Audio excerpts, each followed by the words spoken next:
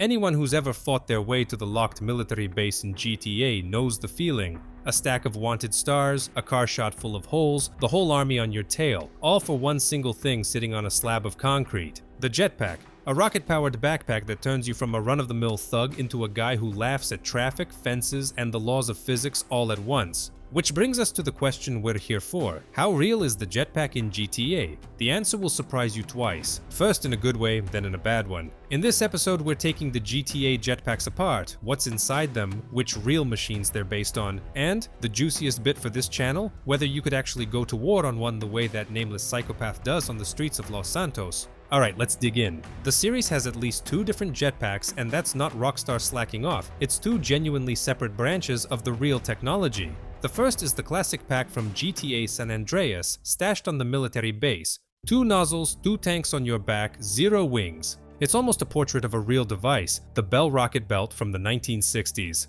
The very one James Bond flew in Thunderball, the one that opened the Los Angeles Olympics. Pure rocket gear, fuel, reaction, thrust down, body up, it needs no outside air to work at all. The second is the GTA Online Jetpack, the thruster from the Doomsday Heist update. Here you can actually see turbines, and this is a different beast, a turbojet machine. Unlike a pure rocket, a turbine sucks in outside air, compresses it, mixes it with fuel, and blasts a scorching jet out the back. It's the same kind of engine that flies airliners, just shrunk down to backpack size. And, important for our breakdown, when online they bolted rockets and machine guns onto this pack. Hold that thought. We'll come back to it and it ruins everything. Obviously I don't have the blueprints for either one lying around, so I'm going by looks. But the looks tell you plenty. Both GTA jetpacks are completely real devices. Not it could work if only we had some unobtainium alloy. These things genuinely fly right now in our world. Both the rocket pack and the turbojet exist in hardware and lift a human off the ground. You'd think that closes the case, episode over, thanks for watching. But no, because it flies and you can live on it, fight on it, and not die, turn out to be very, very different things.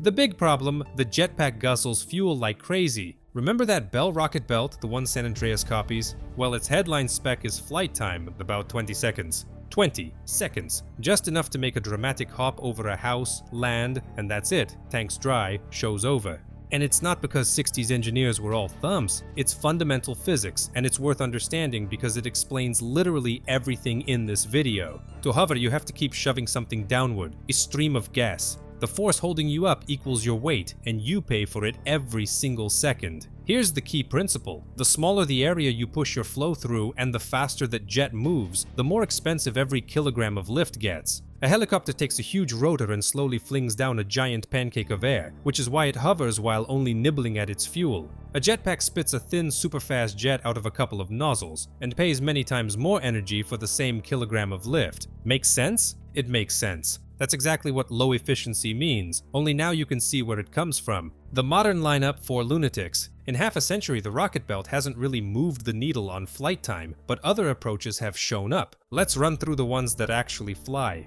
The JB-11 from America's Jetpack Aviation is the closest relative of the GTA Online Jetpack. A cluster of small turbojet engines on your back, no wings whatsoever. It flies for around 10 minutes and tops out near 190 kilometers per hour, about 120 miles per hour. As a stunt, that's outer space. As a weapon, we'll get to that. Yves Rossi, also known as Jetman, he doesn't have a backpack. He has a whole jet-powered wing with 4 engines. It gets up to a blistering 300 kilometers per hour, about 185 miles per hour, and stays airborne for roughly the same 10, maybe 15 minutes tops. But that's not a pack anymore. It's a full-blown mini airplane strapped to your back, and on the early versions you had to jump out of a helicopter just to get going. A long way from the GTA jetpack. Richard Browning's Gravity Industries. Now this is the most interesting one and the most underrated. A jet suit where the little turbines sit not just on your back but on your arms. Your arms. Burn that into your memory. The suit genuinely flies, it sets speed records, and a real treat for this channel. The military has seriously tested it.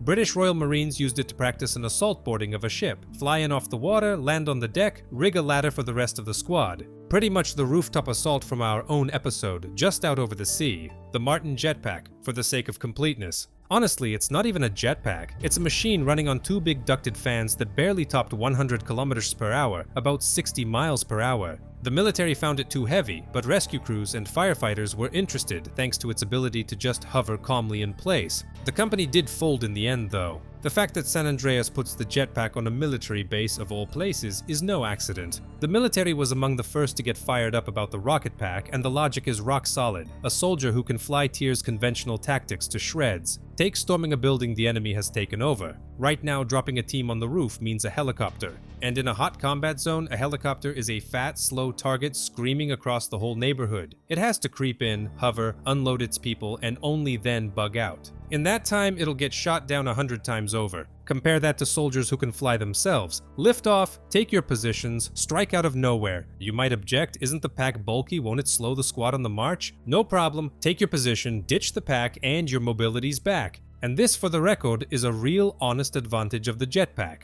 Those same Marines with Browning suits were drilling exactly this. So there's an upside and a big one. And now, as usual, every upside comes with a downside attached. More than one. Downside 1. You can hear this thing from the next county over. Stealth is simply off the table for a jetpack. Do you have any idea how a jet or turbojet engine roars? If not, go stand next to a plane taking off, have a listen, take it in. Sure, a pack is quieter than an airliner, but only the deaf will miss it. And several packs at once, that's a full concert. So the whole pretty plan of we swoop onto the roof out of nowhere falls apart. The moment the engines fire up, the entire building already knows it's got company coming and meets them right at the top of the stairwell. The element of surprise is gone before you've even left the ground. For quiet operations, the jetpack is a non-starter. Downside 2, there's nothing to shoot with. Fine, we've lost stealth, but surely we can just go for an out-in-the-open aerial assault, flying infantry over the enemy's heads. That's tactical superiority, and with friendlies covering from the ground, the enemy has to split his fire between low and high. Sounds gorgeous, except there are 3 problems, and each one alone is almost enough to kill the idea.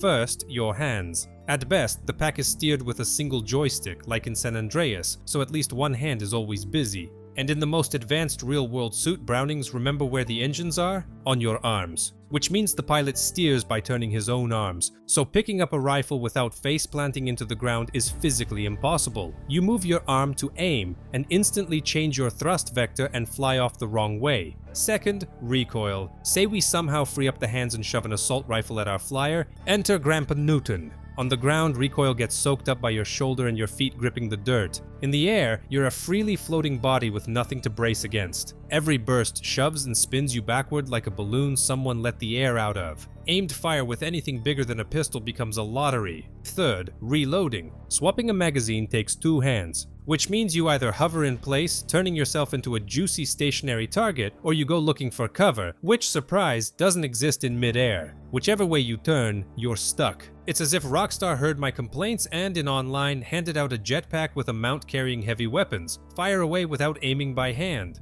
A solution? On paper, yes. In practice, they opened up a second front of problems. First, firepower really does go up, but so does your silhouette. A Hulk that size is easier to hit. And second, far more important, the mass goes up. And here we slam into the vicious circle that buries the whole idea. You bolt on weapons, now it's heavier. You need more thrust to hover, so you burn more fuel. So you need a bigger tank, and a bigger tank is more mass again. So you need more thrust again. The snake eats its own tail. Payload is the eternal curse of the rocket pack, and every extra kilogram of weaponry is paid for in seconds, shaved off an already starvation-level flight time. The downside that finishes it off, you can barely steer the thing, and the cherry on top. Modern jetpacks are deeply unresponsive things to fly. Going fast and high in a straight line, sure, no problem. But yanking off sharp maneuvers a couple dozen meters, 60-odd feet off the ground while dodging fire? Not happening. The reason again is physics. A person on a pack is basically an inverted pendulum that's forever trying to topple over. The pilot has to catch his balance non-stop, and that eats up every scrap of his concentration. Bell rocket belt pilots trained for months just to avoid killing themselves.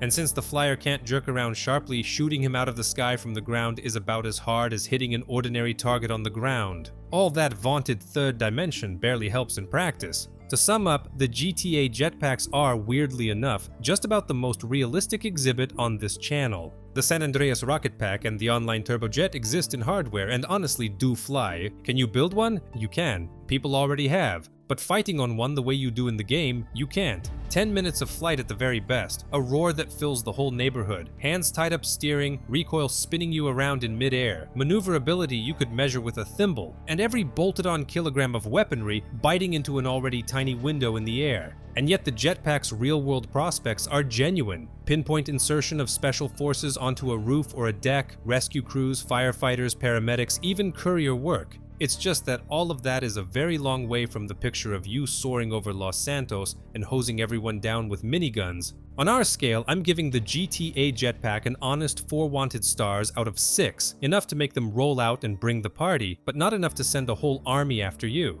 And that's how it is.